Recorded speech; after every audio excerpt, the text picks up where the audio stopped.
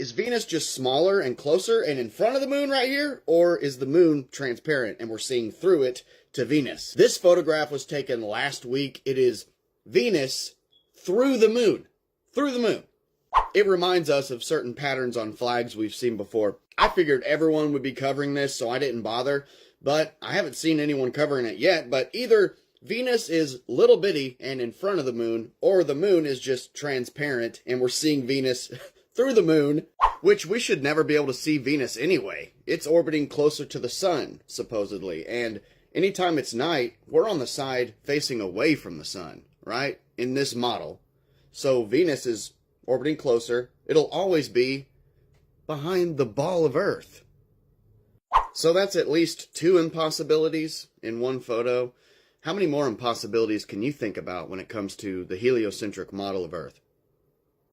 Is it what we've been told? Dude, have y'all ever wondered why the United Nations map looks like this right here? You see what I'm saying? Why is it a map like that? And why is it not like a globe map? I know you can't put a globe right here, but to me it looks almost like it's the flat earth map. You know what I'm saying? I was just trying to figure out why, why they do things like this. It just kind of makes you wonder, doesn't it? Anyways, man. You see what I mean right here? Here's how it looks, man. So I can't quite figure it out, because if you look right here, they say it's got an ice wall all the way around it, and this is the flat earth map. So why would they have the same, appearing to be the same looking kind of map? Did y'all see the moon landing situation that just happened, dude? That's pretty neat stuff, wasn't it? Especially, dude, the quality of the camera footage as it's going. You can see the moon spinning and it's going, or whatever we were seeing.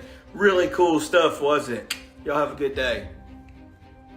So if I was to ask you if we're on a flat earth or on a big round ball, what would you say? Well, before, I don't know, a couple years ago, I would say, I don't know, man, probably a big round ball. But I was watching TikTok one day and saw a video about flat earth and thought, maybe there's something to that. I started watching it, and the more I looked into this stuff, the more I believed. And wholeheartedly, I believe we're on a flat earth. I believe in the firmament. Did we land on the moon? No.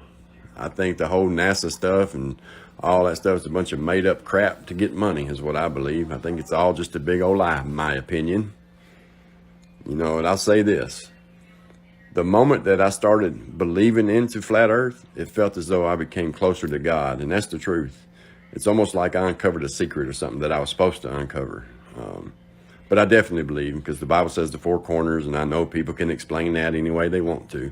My belief wholeheartedly, we're on flat earth. True story. We all know that the theory of gravity has made us all be programmed to believe that water can bend.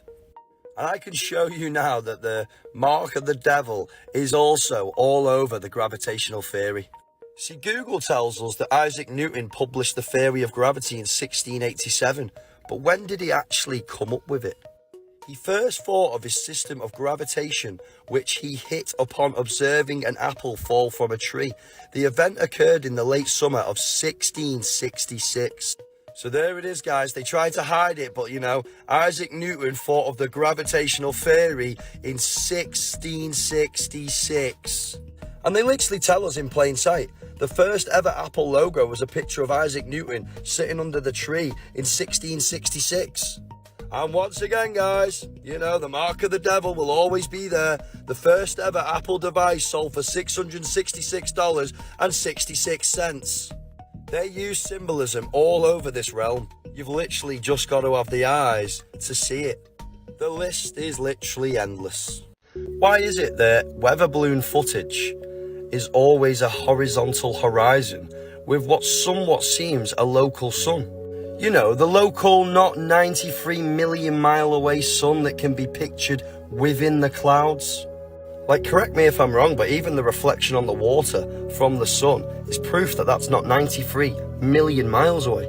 But with all the proof of the weather balloon footage being a flat horizontal horizon, and the numerous amateur non-edited footage of the sun being within the clouds all over the internet, what about the fact that we can literally see the moon and the sun both together in the sky, midday, near enough every day?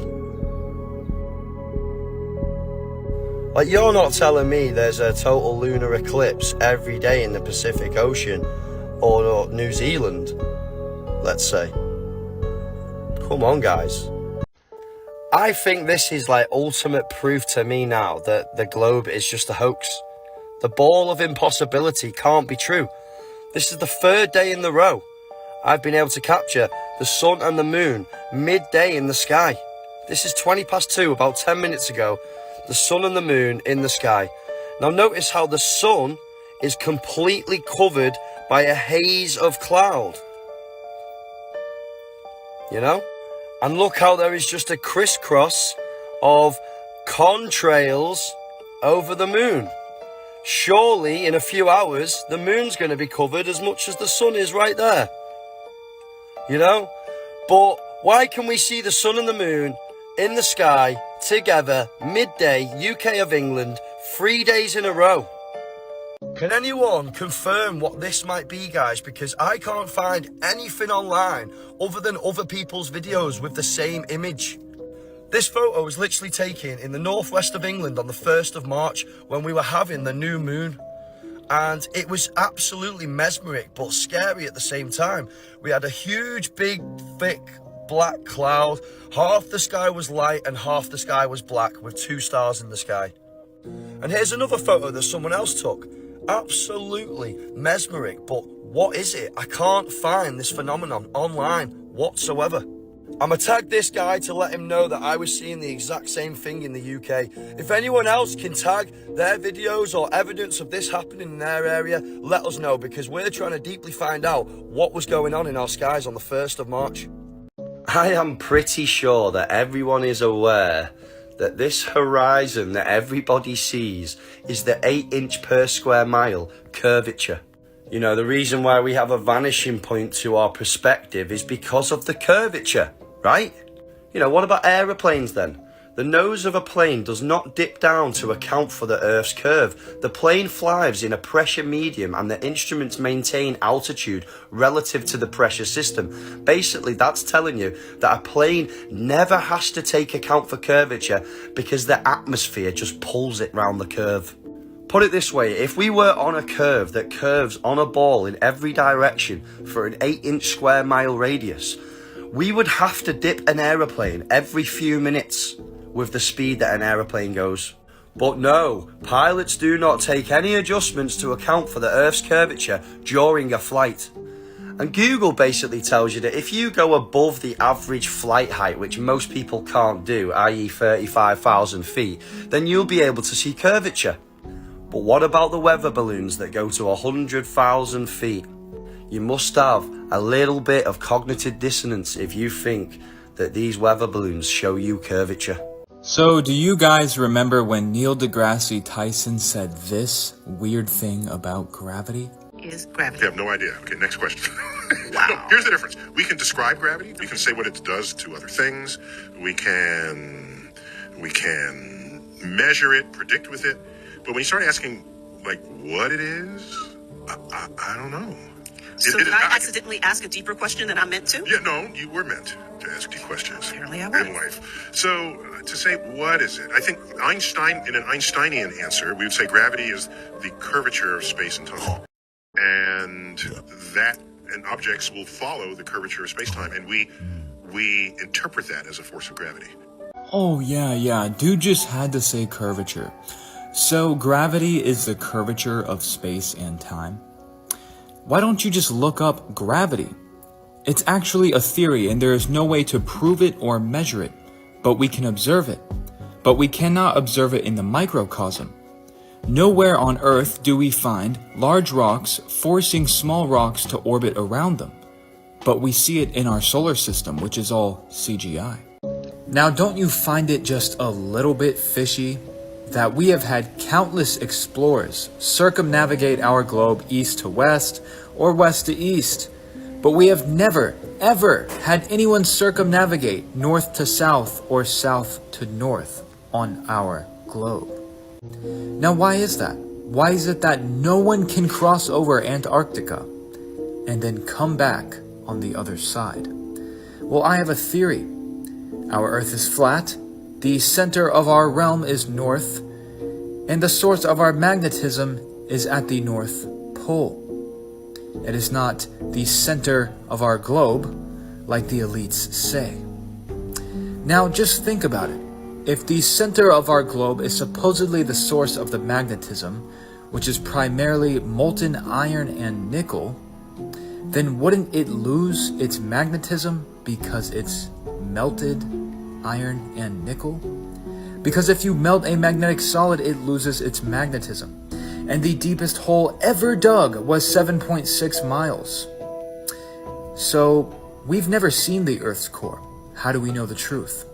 Up here are 2 videos of the sunlight shining through water. And down here are videos of real stars and planets captured from a Nikon P1000. Now, doesn't the Bible always say this one thing? The waters above? Now, I know a lot of people say the Bible is just a bunch of archaic mumbo-jumbo, but let's read this. And they that be wise shall shine as the brightness of the firmament, and that they turn many to righteousness as the stars forever and ever. So, not only does it mention the firmament, but it says that the stars are turning forever and ever. Remember that video where I pointed out the wheel in the sky keeps on turning? Yeah. All of these references to flat earth are within songs, within movies. You see it all over Hollywood. And you see it in all of the old textbooks. The old encyclopedia showing a flat earth. Before the United Nations was founded, we knew. But after the United Nations was founded, suddenly the earth is a globe. Even though you can look at the sun and see that it is nothing like the other stars. You won't believe what I just found while frolicking around at the geographic South Pole. Oh yeah, a Freemasonic compass and square. Now, why would they have a compass and square in Antarctica? That's a little bit fishy. So why don't we ask ChatGPT what a compass is used for in geometry? Well, it's used for drawing circles and arcs. Circles and arcs. Doesn't that ring a little bell within your mind? It definitely rings a bell within mine. Because if it's drawing circles and arcs, the circle of the earth, the arc, the dome, the firmament that the Bible speaks of. And the Freemasons absolutely love their compass and square. In fact, they worship it during their sausage parties. So why would they be worshiping it? Well, geo in Latin means earth. Geometry? Huh. That's very interesting. It's not like the United Nations has a circle that is their Earth. Weird. A typical commercial airliner cruises at a solid 530 miles per hour. That being said, if you were to hop in a commercial airliner and fly from California to Hawaii, then you should actually arrive there way faster than if you were to hop in a commercial airliner in Hawaii and fly from there to California. And why is that? Well, that's because our globe is supposedly rotating at 1,000 miles per hour on its equator, and it's rotating east to west. So that means that if you are flying from California to Hawaii, then you would be going against the rotation of the Earth. So you should land in Hawaii extremely fast, because the Earth is spinning so fast. But if you are flying from Hawaii to California, then good luck catching up with the Earth's rotation. Now, people like to say that all of the air is just rotating simultaneously with the Earth. But think about hurricanes and tornadoes and all of the different wind drafts and currents that we have in our atmosphere. I'm not sure that makes much sense to me. So why is it that the Chinese spacewalk is the only spacewalk where they left their fisheye lens back on Earth? I mean, you can watch all of the spacewalks from the Russian agencies, from the European ones, from NASA, and it's a big spinning potato. But then when you watch the Chinese spacewalk, it's a mysteriously flat plane. Now, how could this possibly be? Are the flat earthers on to something? And have you thought about this? Not a single image or video of a rocket ship in outer space is not CGI. That's right. Yeah, we have real footage of rockets shooting up into the atmosphere, but they always follow an arched trajectory and then go back down. And yeah, we have real videos of rockets, kind of high up, but never in space. We don't have any real videos of rockets in space. Apparently we've been to Mars a million times, but we don't have any high-def footage. That's just something to think about. All of these images are different. How is that possible? It's the same planet. This is a video of the Blue Ghost apparently exploring the moon's surface from 64 miles above it. Now, I'm just gonna say right now that this literally looks like I'm playing Call of Duty Zombies. It looks like an animation. But let's give it the benefit of the doubt and say that it's not an animation.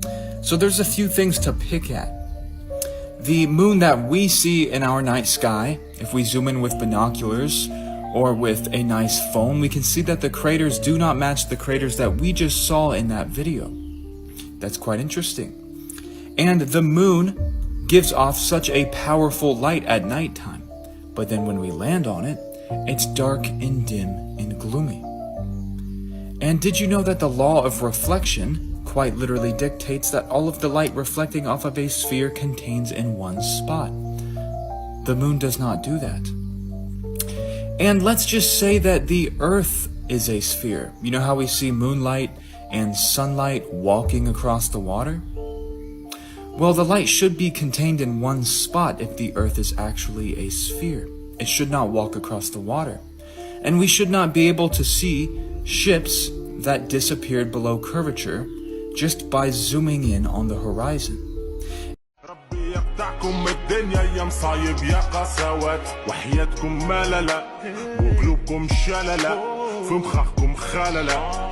The flat Earth map dates back over 1,000 years. This map is credited to being created by a Persian astronomer. His name was Al-Biruni and he lived between 973 AD to 1048 AD. It's the official map of the United Nations and also the United States Geological Survey. It used to be present in many places before the creation of NASA and the Antarctic Treaty in 1959. Here you see it with Admiral Byrd. This map has been restored by Dmitry from Russia with suggestions of mine, Eddie Alenkar. Known by my YouTube channel Flat Earth Banjo, I asked Dmitry to include the Bermuda Triangle and Point Nemo, a place deep in the Pacific where NASA buries rockets. Then Robert Tozzi, a professional mapmaker, came along and enhanced the map even more. There are many people now selling this map online, but if you could order it from my online store, I would greatly appreciate it. Visit my online store now and order one of the items. I humbly thank you.